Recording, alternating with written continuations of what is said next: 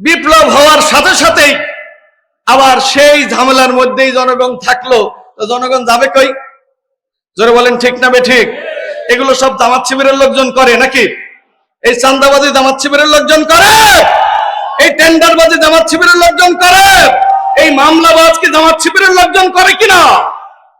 প্রিয় ভাইরা আমার, এদেশের মানুষ এরকম কোন বাসকেই পছন্দ করে না বলেই তো শেখ হাসিনাকে তাড়িয়েছে। আবার যদি সেই মানুষগুলোই ওই রকম মানুষেরাই আবার আমার সামনে আপনার সামনে আসে, তাহলে কি আমরা মেনে নিতে পারি? এই রাজাকের ট্যাগ লাগানোর কারণেই বিগত ফ্যাসিস্ট সরকারকে শুধু দেশ থেকে চলে যেতে হয়নি, এদেশের সকল নেতা কর্মী পর্যন্ত দেশ থেকে পালিয়ে যেতে বাধ্য হয়েছে। ঠিক কিনা? ঠিক। সুতরাং এখন নতুন করে যদি কেউ আবার সেই পচা দুর্গন্ধময় স্লোগান নিয়ে মাঠে আসেন, এদেশের জনগণ তা আর গিলবে না। ঠিক না বেঠিক? এদেশের জনগণ গিলবে কি গিলবে না তার প্রমাণ 24-এর আন্দোলনে দেশের ছাত্র জনতা দিয়েছে। ছিল সে কে তুমি কে, জোরে বলেন, উঠেছিল কিনা? কি স্লোগান উঠেছিল? আমি কে তুমি কে, রাজাকার রাজাকার। কে বলেছে? কে বলেছে? স্বৈরাচার স্বৈরাচার। চ্যানেলটি সাবস্ক্রাইব করে আমাদের সঙ্গেই থাকুন। অধ্যাপক মাওলানা আবুল হাশেম স্যার, নারায়ে তাকবীর। আউযু বিল্লাহি মিনাশ শাইতানির রাজীম। বিসমিল্লাহির রহমানির রহিম। আলহামদুলিল্লাহি রাব্বিল আলামিন। والصلاة والسلام على أشرف الأنبياء والمرسلين وعلى آله وصحبه أجمعين. أعوذ بالله من الشيطان الرجيم. بسم الله الرحمن الرحيم. واعتصموا بحبل الله جميعا ولا تفرقوا. صدق الله العظيم. শহীদ কাফেলা মাজলুম সংগঠন বর্তমান সময়ে বাংলাদেশের মানুষের আস্থার ঠিকানা। বাংলাদেশ জামাত ইসলামী আবদালপুর ইউনিয়ন শাখা কর্তৃক আয়োজিত আজকের এই কর্মী ও সুধী সমাবেশের সম্মানীয় সভাপতি, আবদালপুর ইউনিয়নের সুযোগ্য আমির জনাব ডাক্তার ওসমান আলী,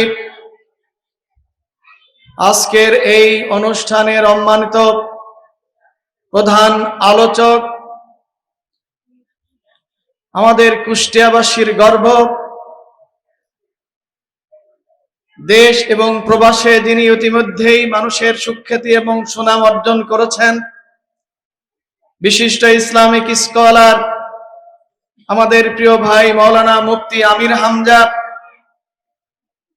মঞ্চে উপস্থিত আছেন কুষ্টিয়া জেলা জামাতের কর্ম পরিষদ সদস্য, এই সদর উপজেলার সাবেক আমির প্রিয় ভাই কাজী হামিদুল ইসলাম বোরহান, মঞ্চে উপস্থিত আছেন এদেশের ছাত্র জনতার প্রাণপ্রিয় সংগঠন শহীদ কাফেলা ইসলামী ছাত্র শিবির ইসলামী বিশ্ববিদ্যালয়ের সুপ্রিয় সভাপতি প্রিয় মাহমুদুল হাসান, মঞ্চে আছেন বর্তমান সময়ে এদেশে ইসলাম প্রতিষ্ঠার আন্দোলনে আমাদের সহযোদ্ধা দল ইসলামী আন্দোলন বাংলাদেশ কুষ্টিয়া জেলা জামাতের প্রশিক্ষণ সেক্রেটারি, কুষ্টিয়া জেলা ইসলামী আন্দোলন বাংলাদেশের প্রশিক্ষণ সেক্রেটারি জনাব হাফেজ মাওলানা ওসমান গনি, উপস্থিত অন্যান্য নেতৃবৃন্দ, সুপ্রিয় সাংবাদিক বন্ধুগণ, জনগণের নিরাপত্তার দায়িত্বে নিয়োজিত পুলিশ প্রশাসনের ভাইরা, সম্মানিত সুধীমণ্ডলী, কর্মী ভাইরা এবং আশেপাশে অবস্থানরত সম্মানিত আবদালপুরবাসী, আসসালামু আলাইকুম ওয়া রাহমাতুল্লাহি ওয়া বারাকাতুহু। মহান আল্লাহ রাব্বুল আলামিনের দরবারে শুকরিয়া জ্ঞাপন করছি যার দয়া এবং মেহেরবানিতে এদেশের সকল শ্রেণী পেশার মানুষ জালেমের হাত থেকে মুক্তি পেয়েছে। আর এদেশের মানুষকে মুক্তি দেওয়ার জন্য 2024 সালের জুলাই আগস্ট আন্দোলনে আমাদের প্রিয় সন্তানেরা যারা জীবন দিয়েছে, প্রায় 2000 মতো আবাল বৃদ্ধ বনিতা শিশু থেকে শুরু করে সবাই, সেই সকল শহীদদের রুহের মাগফিরাত কামনা করছি। সম্মানিত ভাইরা, এই আন্দোলনে যারা যুদ্ধাহত আহত হয়ে এখনো বিভিন্ন জায়গায় চিকিৎসা নিচ্ছেন, অসুস্থ আছেন, তাদের সবার দ্রুত রোগ মুক্তি কামনা করছি। সম্মানিত সাথী ভাইরা, আজকের এই কর্মী এবং সুধী সমাবেশ থেকে ইতোমধ্যে আমাদের নেতৃবৃন্দ আপনাদের সামনে বাংলাদেশ জামাত ইসলামীর বর্তমান সময়ের অবস্থা, দেশ এবং জাতি নিয়ে আমাদের ভাবনা ইত্যাদি বিষয়ে বক্তব্য পেশ করেছেন। আমি আপনাদের সামনে বর্তমান আমাদের প্রিয় মাতৃভূমি এবং আগামী দিনে এদেশের মানুষের মুক্তি, কল্যাণ এবং শান্তির জন্য একটি ইনসাফপূর্ণ বৈষম্যহীন বাংলাদেশ গঠনে বাংলাদেশ জামাত ইসলামীর বর্তমান সময়ের কর্মসূচি নিয়ে কয়েকটি কথা বলতে চাই। সম্মানিত সাথী ও বন্ধুগণ, বর্তমান সময়ে বাংলাদেশে যত রাজনৈতিক নেতৃবৃন্দ আছেন, সকল নেতৃবৃন্দের মধ্যে যে কোনো বিচারে একজন মানুষের ভালোবাসা, শ্রদ্ধায় তাদের হৃদয়ে জায়গা করে নিয়েছেন, সেই নেতার নাম ডাক্তার শফিকুর রহমান, ঠিক কিনা? তিনি এমন একজন লিডার যিনি বাংলাদেশের মানুষের সুখে দুঃখে বিপদে আপদে তিনি সবসময় ছিলেন এবং আছেন, ঠিক কিনা? কোথায় বন্যা, কোথায় অগ্নিকাণ্ড, কোথায় বজ্রপাতে মানুষ মারা গেছে, এমনি যেখানেই দুঃখ, যেখানেই সমস্যা, সেখানে ডাক্তার শফিকুর রহমান সবার আগে। এইভাবে তিনি মানব দরদী হওয়ার কারণে, মানুষের দুঃখে কষ্টে মানুষের পাশে দাঁড়ানোর কারণে মানুষ ডাক্তার শফিকুর রহমানকে তাদের বুকে ধারণ করে। প্রিয় ভাইরা আমার, এইরকম একজন মানবতাবাদী নেতা, যিনি মানুষের কল্যাণ চান, যিনি মানুষের মুক্তি চান, যিনি দেশের মানুষকে সকল ধরনের অন্যায়, অত্যাচার আর বৈষম্য থেকে মুক্তি দিয়ে একটি সুখী সমৃদ্ধশালী দেশ এবং সমাজ উপহার দিতে চান, সেই নেতা হচ্ছেন ডাক্তার শফিকুর রহমান, ঠিক না বেঠিক? আপনারা লক্ষ্য করেছেন, গত 19 তারিখে জামাত ইসলামীর জাতীয় সমাবেশ ছিল। সেই সমাবেশে ডাক্তার শফিকুর রহমান মোহতারাম আমিরে জামাত বক্তৃতা করতে করতেই ঠিক এইভাবে এখান থেকে 2 বার পড়ে গিয়েছেন। আপনারা লক্ষ্য করেছেন, কোন জাতীয় নেতৃবৃন্দ এইভাবে বক্তৃতা দিতে পড়ে যাওয়ার পরেও তিনি বসে হলেও জাতির উদ্দেশ্যে প্রয়োজনীয় কথা বলে তার বক্তব্য শেষ করেছেন। আমার মনে হয় এটি ইতিহাসে প্রথম, এটি ইতিহাসে প্রথম। কোন জাতীয় নেতৃবৃন্দ এমনটি অতীতেও কোনোদিন হয় নাই। অন্য কোন নেতৃবৃন্দ হলে সঙ্গে সঙ্গে তাকে হাসপাতালমুখী করা হতো, কিন্তু আমিরে জামাত তার শেষ বক্তৃতায় বললেন, আমার হায়াত যেই কয় সেকেন্ড আছে, আর 1 সেকেন্ড আগেও আমি আমার আল্লাহর কাছে ফিরে যাব না। আর যতক্ষণ আমার হায়াত আছে ততক্ষণ আমি এই দেশ এবং জাতির কল্যাণে কাজ করে যাব ইনশাআল্লাহ। যে মানুষটি তার জীবনের অত্যন্ত একটি সংকটময় মুহূর্তে মানুষের কল্যাণে কাজ করার ওয়াদা করেছেন, এটি কি তার শুধু মুখের কথা? এটি তিনি বাস্তবে প্রমাণ করেছেন। সম্মানিত ভাইরা, দল যিনি পরিচালনা করেন তিনি তো লিডার, ঠিক না বেঠিক?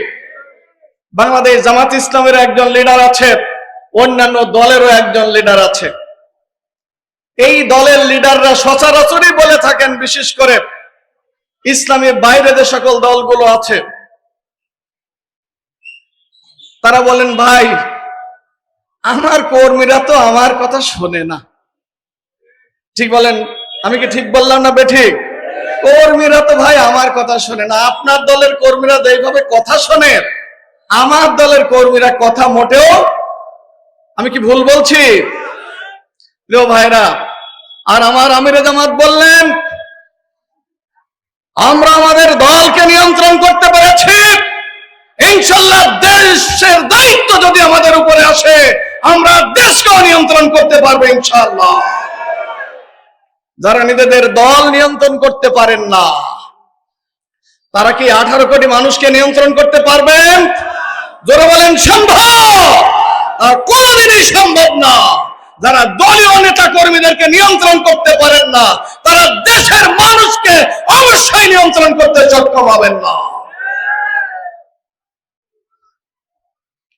সম্মানিত সাথী ও বন্ধুগণ, তাই জামাত ইসলামীর নেতা ডাক্তার শফিকুর রহমান নেতৃত্বে বাংলাদেশ জামাত ইসলামী যেইভাবে এগিয়ে চলেছে, দেশের মানুষের ভালোবাসা, দেশের মানুষের দোয়ায় আলহামদুলিল্লাহ দেশের মানুষ এখন জামাত ইসলামীকে নিয়ে ভাবতে শুরু করেছে। ঠিক না বেঠিক?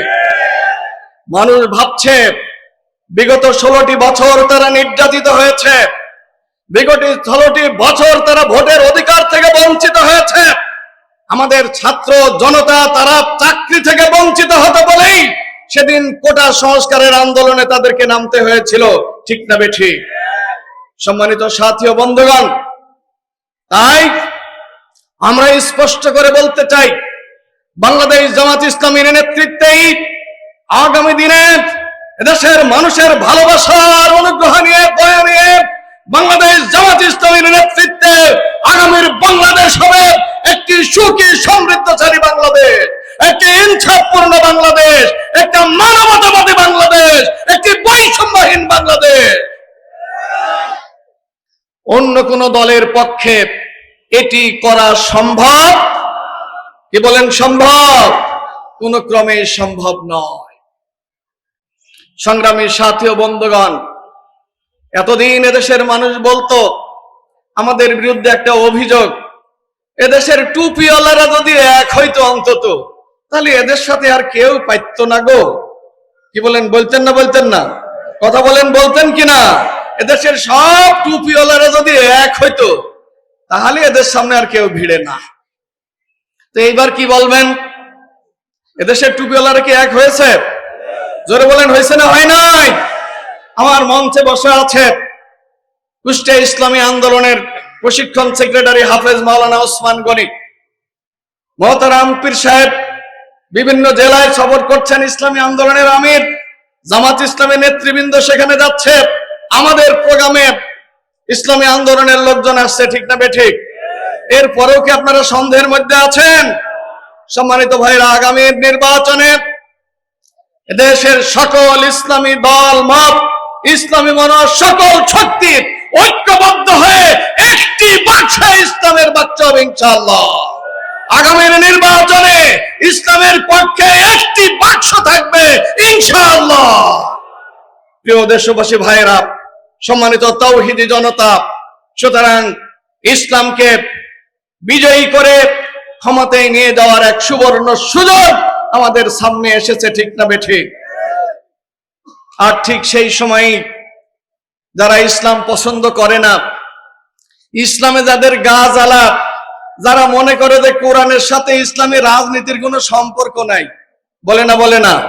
কোরআনের সাথে রাজনীতির কোনো সম্পর্ক নাই, এইরকম কিছু মানুষ তাদের অন্তরে খুবই জ্বালা শুরু হয়েছে। প্রিয় ভাইরা আমার, তাদের যদি অন্তরে জ্বালা হয় তো হোক, কিন্তু এদেশের ইসলামী মানা মানুষ, এদেশের সকল ইসলামী দল ইনশাআল্লাহ আগামী নির্বাচনে ঐক্যবদ্ধভাবে লড়বে এবং এদেশের মানুষ ইনশাআল্লাহ এই ইসলামের পক্ষে রায় দিয়ে আগামী দিনে ইসলামকে সংসদে পাঠাবে ইনশাআল্লাহ। আপনারা কি রাজি আছেন? আলহামদুলিল্লাহ। প্রিয় ভাইরা আমার, ইসলামী দলগুলো যখন ঐক্যবদ্ধ হচ্ছে তখন নানা ধরনের এই দলগুলোর বিরুদ্ধে বক্তব্য আসছে। একটা পচা কথা চালু হয়েছে নতুন করে। সেই কথা হলো, আমি ইসলামের পক্ষে কথা বললেই রাজাকার, ঠিক না বেঠিক? এই রাজাকারের সম্মানিত ভাইরা, এই গালিটি বিগত 16 বছর ফ্যাসিস্ট সরকার যে কোনো ইসলামী শক্তির এবং ব্যক্তির পক্ষে লাগিয়ে লাগিয়েই তাদেরকে নির্মূল করার ষড়যন্ত্র করেছিল, ঠিক না বেঠিক? এই রাজাকারের ট্যাগ লাগিয়েই কুষ্টিয়া জেলার কৃতি সন্তান আবরার ফাহাদকে হত্যা করা হয়েছিল, ঠিক না বেঠিক? এই রাজাকের ট্যাগ লাগানোর কারণেই বিগত ফ্যাসিস্ট সরকারকে শুধু দেশ থেকে চলে যেতে হয়নি, এদেশের সকল নেতা কর্মী পর্যন্ত দেশ থেকে পালিয়ে যেতে বাধ্য হয়েছে, ঠিক কিনা বেঠিক? সুতরাং এখন নতুন করে যদি কেউ আবার সেই পচা দুর্গন্ধময় স্লোগান নিয়ে মাঠে আসেন, এদেশের জনগণ তা আর গিলবে না, ঠিক না বেঠিক? এদেশের জনগণ গিলবে কি গিলবে না তার প্রমাণ 24-এর আন্দোলনে দেশের ছাত্র জনতা দিয়েছে। শেখ হাসিনা একবার বলেছিল, ওই রাজাকারের বাচ্চাদেরকে কি চাকরি দেওয়া হবে? আর সাথে সাথে সারা বাংলাদেশ থেকে স্লোগান উঠেছিল, আমি কে তুমি কে। জোরে বলেন, উঠেছিল কিনা? কি স্লোগান উঠেছিল? আমি কে তুমি কে, রাজাকার রাজাকার। কে বলেছে? কে বলেছে? স্বৈরাচার স্বৈরাচার। এদেশের সকল যুবকরা, সকল ছাত্ররা, সকল আবাল বৃদ্ধ বনিতা সেদিন স্লোগান তুলেছিল, আমি কে তুমি কে, রাজাকার রাজাকার। এই রাজাকার স্লোগানে জুলাই বিপ্লব হয়েছে, এটি রাজাকারের চেতনায় জুলাই বিপ্লব হয়েছে। এই কথা যদি কেউ এখন গালি হিসাবে ময়দানে নিয়ে আসতে চায়, এদেশের জনগণ অতীতে যেভাবে জবাব দিয়েছে আবারও ইনশাল্লাহ সেভাবে জবাব দিতে প্রস্তুত আছে না নাই? আর যারা এই স্লোগান নিয়ে ময়দানে আসতে চান, প্রিয় ভাই, আপনারা রাজনৈতিক সচেতন কর্মী, এই অতীত, নিকট অতীতের এই শিক্ষাটা তো আপনাদের মনে রাখা উচিত। ভুল করবেন না। আমরা অনুরোধ করব, রাজনীতিতে ভুল করলে অনেক দূর ফ্যাক খাটা লাগে, অনেক দূর পিছায় যাওয়া লাগে। এই জন্য দয়া করে রাজনীতিতে ভুল করবেন না। এদেশের মানুষ এখন ইসলাম আর ইসলামের পক্ষে সব এসে দাঁড়িয়ে গেছে। এই আসনে জরিপ করা হয়েছে, আমাদের কাছে খবর আছে, এদেশের এই আসনের 70-এরও উপরে, 70% উপরে মানুষ ইসলামের পক্ষে রায় দিয়েছে। আল্লাহু আকবার। সেই জায়গায় যদি আপনি এই স্লোগান নিয়ে আসেন, এগুলোকে টিকবে? এই জন্য আপনাদেরকে অনুরোধ করব, এগুলো নিয়ে এসে খামাখা সামাজিক দ্বন্দ্ব তৈরি করার দরকার নাই। ভাইয়ে ভাইয়ের মধ্যে ঝগড়া বাঁধানোর কোনো প্রয়োজন। আসুন রাজনৈতিক ময়দানে আপনি আপনার কথা বলবেন, আমি আমার কথা বলবো, জনগণ যেটা ভালো সেটা গ্রহণ করবে, ঠিক না বেঠিক? সম্মানিত ভাইরা, জামাত ইসলামীকে আপনারা কি করে মোকাবেলা করবেন? এদেশের ইসলামকে আপনারা কি করে মোকাবেলা করবেন? 16 বছর জনগণ নির্যাতিত হয়েছে, নিপীড়িত হয়েছে, চাঁদা দিতে হয়েছে, অনেক কিছুই। বিপ্লব হওয়ার সাথে সাথেই আবার সেই ঝামেলার মধ্যেই জনগণ থাকলো, তো জনগণ যাবে কই? জোরে বলেন, ঠিক না বেঠিক? এগুলো সব জামাত শিবিরের লোকজন করে নাকি? এই চাঁদাবাজি জামাত শিবিরের লোকজন করে? এই টেন্ডারবাজি জামাত শিবিরের লোকজন করে? এই মামলাবাজ কি জামাত শিবিরের লোকজন করে কিনা? প্রিয় ভাইরা আমার, এদেশের মানুষ এরকম কোন বাসকেই পছন্দ করে না বলেই তো শেখ হাসিনাকে তাড়িয়েছে। আবার যদি সেই মানুষগুলোই, ওই রকম মানুষেরাই আবার আমার সামনে, আপনার সামনে আসে, তাহলে কি আমরা মেনে নিতে পারি? তাই জনগণকে আপনারা যে ভাবেই বুঝান না কেন, যাই বলেন না কেন, জনগণের নিজেরও একটা বুদ্ধি আছে, আছে না নাই? যারা ওই জায়গায় থাকে মনে করে জনগণ মনে হয় কিছু বোঝে না, ওই ভ্যান চালায় ওই লোক কি কিছু বোঝে? মাঠে কাজ করে খায় সে কি কিছু বোঝে? তাই যা ইচ্ছা তাই বলা হয়তো, জনগণ কিন্তু ঠিকই বুঝতো, শুধু মুখটা বন্ধ ছিল বলে তাই বলতে পারে নাই, ঠিক না বেঠিক? আপনারা যদি মনে করেন যে না জনগণ কিছু বোঝে না, ভাই ভুল করবেন। জনগণ কিন্তু ঠিক বোঝে, আর সময় মতোই কিন্তু উত্তরটা জনগণ দেবে না, দেবে না। প্রিয় ভাইরা আমার, বর্তমানে এই বাংলাদেশটি, এদেশের মানুষের আশা আকাঙ্ক্ষা হলো আমরা সবকিছু দেখেছি, অনেক দিন ধরে দেখেছি। স্বাধীনতার 54 বছর, 71-এ স্বাধীন করার পরে আমাদের সম্মানিত বীর মুক্তিযোদ্ধারা যে স্বপ্ন নিয়ে দেশ স্বাধীন করেছিল, সেই স্বাধীনতার স্বপ্ন বাস্তবায়ন হয়নি। ফলে আরেকটি যুদ্ধ করে 24 সালে দেশটাকে আমরা আবার স্বাধীন করেছি। আর স্বাধীন করেছি এই জন্য যে 24-এর চেতনা একটি বৈষম্যহীন বাংলাদেশ, 24-এর চেতনা একটি ইনসাফপূর্ণ বাংলাদেশ, 24-এর চেতনা মানুষের ভোটাধিকারের বাংলাদেশ, 24-এর চেতনা মানুষের কল্যাণের বাংলাদেশ, 24-এর চেতনা একটি উন্নতির বাংলাদেশ। সেই বাংলাদেশ নির্মাণে কোনো চাঁদাবাজ দিয়ে সম্ভব না, সেই বাংলাদেশ নির্মাণে কোনো টেন্ডারবাজ দিয়ে সম্ভব না, সেই বাংলাদেশ নির্মাণে কোনো বেইনসাফি লোক দিয়ে সম্ভব না। ঠিক কিনা বেঠিক? সেই জন্য যারা নিজেদের মধ্যে ইনসাফ করতে পারে, যারা নিজেদের মধ্যে আল্লাহর ভয়ে অন্যের অধিকার হরণ করা থেকে নিজেকে গুটিয়ে রাখে, সেই মানুষগুলো দিয়েই দেশে ইনসাফ এবং কল্যাণ প্রতিষ্ঠিত করা সম্ভব। আমরা বাংলাদেশ জামাত ইসলামী, ইসলামী আন্দোলন বাংলাদেশ, বাংলাদেশ খেলাফত মজলিস বাংলাদেশ সহ সকল দলগুলো আজকে ঐক্যবদ্ধ হয়েছি। আগামী দিনের বাংলাদেশের পার্লামেন্টে আমরা কোরআনকে নিয়ে যেতে চাই। আপনারা কি রাজি আছেন? সম্মানিত ভাইরা, তাই কুষ্টিয়া এই সদর আসনে আমাদের প্রিয় ভাই, এদেশের মানুষের অত্যন্ত প্রিয় বক্তা, ইসলামিক স্কলার মুফতি আমির হামজাকে আমরা নমিনি করেছি। আপনারা খুশি না বেজার? কারা কারা খুশি একটু হাত তোলেন। আলহামদুলিল্লাহ। সম্মানিত ভাইরা, আজকে সারা বাংলাদেশ গর্ব করছে মুফতি আমির হামজা নমিনি হয়েছে। গত কয়েকদিন আগে কেন্দ্রে একটা প্রোগ্রামে গিয়েছিলাম, এক জেলা আমির বলছে যে ভাই আপনারা মুফতি আমির হামজাকে নমিনি বানিয়েছেন আর আমার জেলায় ভোট বাইরে যাচ্ছে। আমি সত্যি কথা, আমি বললাম ভাই কিভাবে? তো বলছে আমির হামজার কি আছে, ফলোয়ার আছে না, সারা দেশে লক্ষ লক্ষ ফলোয়ার। তো তারা ভাবতেছে আমির হামজা জামাতের নমিনি, মানে আমির হামজার ফলোয়ার হিসেবে আমরাও জামাতের নমিনি। আল্লাহু আকবার। সারা দেশে ভোট বাড়ে আমির হামজার কারণে। এখন যদি কুষ্টিয়ার জনগণ, আমরা ভালোবাসি তো, প্রমাণ আগামী নির্বাচনে দিতে পারবো ইনশাল্লাহ।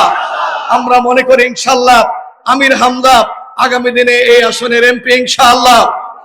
দেশ এবং জাতির কল্যাণে আল্লামা সাইদি যেমন সংসদে আল কোরআনের কথা বলেছেন, দেশকে কোরআনের আইন শিক্ষা দিয়েছেন, সাইদি সাহেবের অবর্তমানে তার সুযোগ্য উত্তরসূরি মুফতি আমির হামজাকে আমরা ওই সংসদে দাঁড়িয়ে আল্লামা সাইদির মতো কোরআনের কথা বলার সুযোগকে দিতে চাই।